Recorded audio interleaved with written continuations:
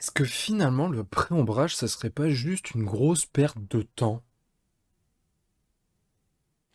Et salut les copeintres, c'est Guillaume et bienvenue sur ma chaîne Apprendre la peinture sur figurine.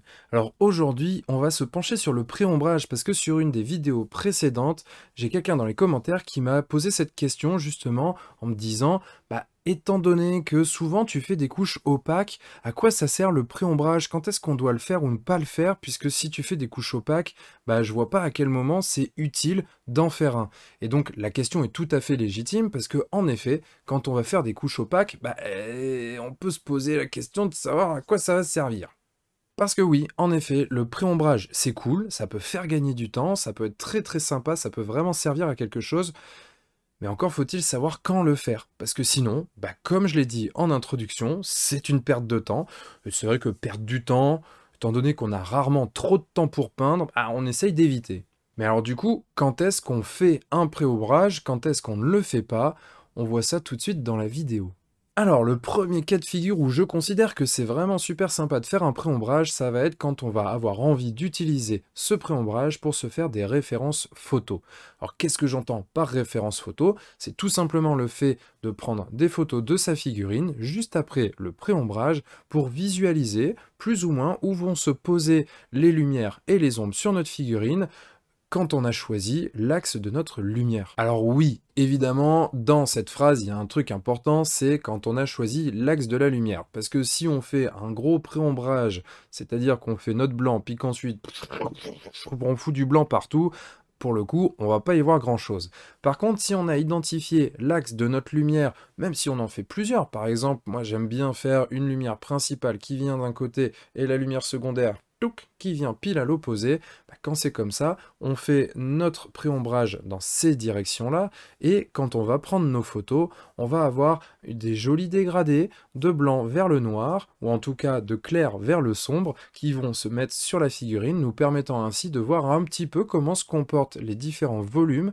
face à la lumière, quand la lumière est orientée de telle manière et de telle manière. Ça, pour le coup, c'est quand même super intéressant pour ensuite nous guider lors de la peinture, pour savoir, encore une fois, où on va mettre nos ombres et nos lumières. Et ça, pour le coup, évidemment, ça fonctionne très bien à l'aérographe, mais ça peut aussi se faire à la bombe de sous-couche, voire même au pinceau.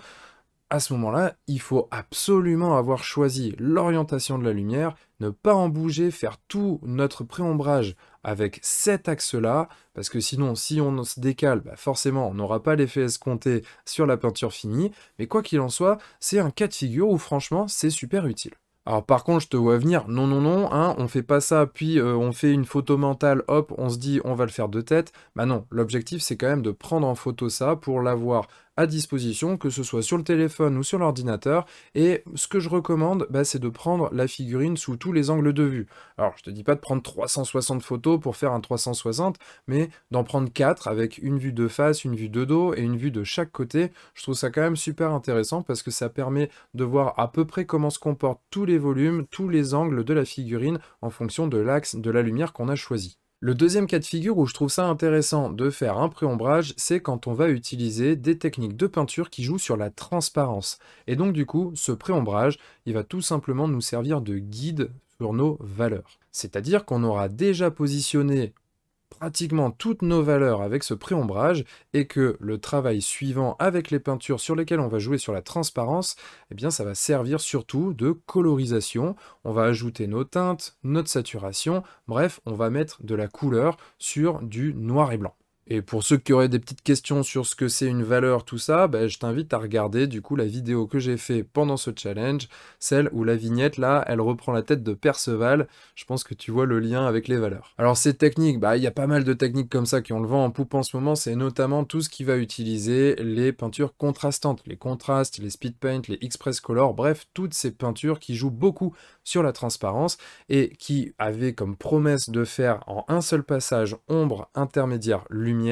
On a repris pas mal le pré-ombrage sur ces techniques-là, justement pour renforcer cet effet d'ombre et de lumière en un seul passage, ce qui fait que quand on les passe, elles vont se poser sur des ombres plus fortes, des lumières plus fortes, plutôt qu'une couche qui est uniforme, et donc du coup, on va décaler notre échelle de valeur, on va l'étirer, on va augmenter le contraste, et grâce à ça, elles auront un effet plus intéressant encore. Mais attention, c'est pas les seuls, hein, parce que avant ça existait déjà, ce type de technique, c'était ce qu'on appelait les lavis successifs, ou même les glacis successifs. Les glacis successifs, par exemple, c'est quelque chose qui est super intéressant. Simplement, ça prend beaucoup de temps, mais il y a une époque où c'était vraiment une technique qui avait le vent en poupe. On le retrouve notamment dans le grand livre de la peinture sur figurine, qui est quand même une référence d'une certaine époque de la peinture, où on voyait un travail avec beaucoup de glacis. Ça fonctionne hyper bien, ça fait des dégradés qui sont super fins. Simplement, ça prend du temps. Mais si tu veux t'y essayer, franchement, c'est des techniques qui sont super intéressantes. N'hésite pas, une fois de temps en temps, comme ça te permet de travailler typiquement, voilà, justement, les glacis. Alors, petit attention quand même sur ce genre de technique. Personnellement, et je dis bien c'est personnel, je trouve que de faire un pré-ombrage en partant d'une base noire, c'est un petit peu trop fort. Les ombres sont trop marquées, en tout cas parce qu'on joue avec la transparence par la suite, et donc une peinture transparente qui vient se poser sur du noir, c'est pas foufou, tout simplement parce que la transparence ne va pas prendre, le noir va rester noir, et on va donc se retrouver avec des ombres très fortes, quasiment noir, voire noir tout court, et ensuite ça va partir dans notre dégradé. Il y a des fois ça va fonctionner quand on va être sur des teintes qui sont globalement sombres et que les ombres nécessairement seront très foncées, mais quand on est sur des valeurs plus hautes, sur des couleurs plus claires, on va avoir un petit défaut qui est qu'on va avoir des ombres trop fortes et on va avoir quelque chose de bizarre, ça va pas très bien fonctionner, auquel cas moi je recommande plutôt de partir sur une sous-couche grise avec un pré-ombrage blanc, à mon sens ça fait beaucoup plus le taf. Et le dernier point qui est pas des moindres, c'est tout simplement d'utiliser ce pré-ombrage comme une zone réellement peinte. Alors je vais prendre des exemples, mais typiquement si on veut peindre une cape noire, on peut très bien se dire je fais donc ma sous-couche noire et ensuite je fais un pré-ombrage en gris, puis ensuite je vais simplement peindre tout le reste de la figurine et ça fera le taf en fait probablement. Si on veut faire de la peinture d'armée par exemple, ça va vraiment nous faire gagner du temps. Pareil, on peut très bien envisager sur des figurines qui sont majoritairement blanches, par exemple des clones ou Stormtroopers de Star Wars, on fait une sous-couche grise et on fait un pré-ombrage en blanc. Alors bien évidemment, ça n'aura pas le rendu qu'on a pu voir dans la vidéo sur le blanc, où là on prend notre temps de reprendre les arêtes, de faire des jolis dégradés, mais pour de la peinture de masse, ça fait franchement le boulot, et surtout ça fait gagner un temps incroyable. Et d'ailleurs, là je parle du noir et du blanc parce que c'est un peu ce qu'il y a de plus évident, mais aujourd'hui, on peut tout à fait faire des sous-couches de couleurs et un pré-ombrage sur ces sous-couches de couleurs, par exemple au hasard sur du Space Marine, c'est pas vilain. Alors ok, mais du coup, tu disais que ça pouvait être une perte de temps. Quand est-ce que c'est une perte de temps? Eh ben, c'est une perte de temps selon moi si on respecte pas un de ces 3 points. Parce que du coup, si par exemple on fait des couches opaques, comme moi c'est vrai que j'aime bien faire, eh ben on va se retrouver avec une couche totalement opaque, homogène sur une sous-couche, puis un pré-ombrage. Le pré-ombrage, on le verra plus, il aura servi absolument à rien. La sous-couche, on peut pas s'en passer parce que c'est ce qui va permettre à la peinture d'accrocher sur notre figurine, ça c'est indispensable, on l'a fait. Le pré-ombrage par contre, en l'occurrence, il ne sert absolument à rien, puisque notre couche de base étant opaque, on ne voit plus les différences de valeur. Et d'ailleurs, si on fait vraiment une couche de base opaque, que la sous-couche elle soit bleue, verte, rouge, ça n'existe pas, rouge. Bref, qu'elle soit bleue, verte, noire ou blanche, on s'en fout, la couche elle est opaque, aucune différence. Et ça je le précise, c'est vrai que les couleurs soient sombres, claires, saturées, pas saturées, peu importe, la couche est opaque, ça ne sert à rien de faire un pré-ombrage, on ne le verra plus. Donc pour moi, tout simplement, on se cantonne à ça, si on veut s'en servir comme référence, si on veut utiliser des techniques qui jouent sur la transparence, et si on veut une zone qui est majoritairement de la couleur de notre pré-ombrage. Et voilà les copains, cette vidéo elle est finie, alors j'espère qu'elle vous aura plu, peut-être qu'elle vous aura aussi ouvert un peu l'esprit par rapport au pré-ombrage, quand je considère que c'est utile, quand je considère que ça ne l'est pas, parce que je sais que parfois ça peut être un peu un piège, parce qu'on a vu notre youtubeur préféré ou notre instagrammeuse préférée faire cette technique, puis avoir un rendu de peinture qui nous plaît carrément, et puis après le faire en systématique, parce que on n'a pas vraiment compris pourquoi il ou elle l'a utilisé à ce moment-là. Là au moins, ça te donne des pistes. Alors comme les vidéos précédentes depuis plusieurs semaines maintenant, cette vidéo elle fait partie du challenge une vidéo par jour. N'hésite pas à me poser en commentaire tes questions si tu en as parce que c'est ce sur quoi je me base majoritairement pour répondre aux questions via les vidéos. Alors petite annonce au passage, demain petite pause dans ce challenge parce que ce sera pas une vidéo montée à proprement parler,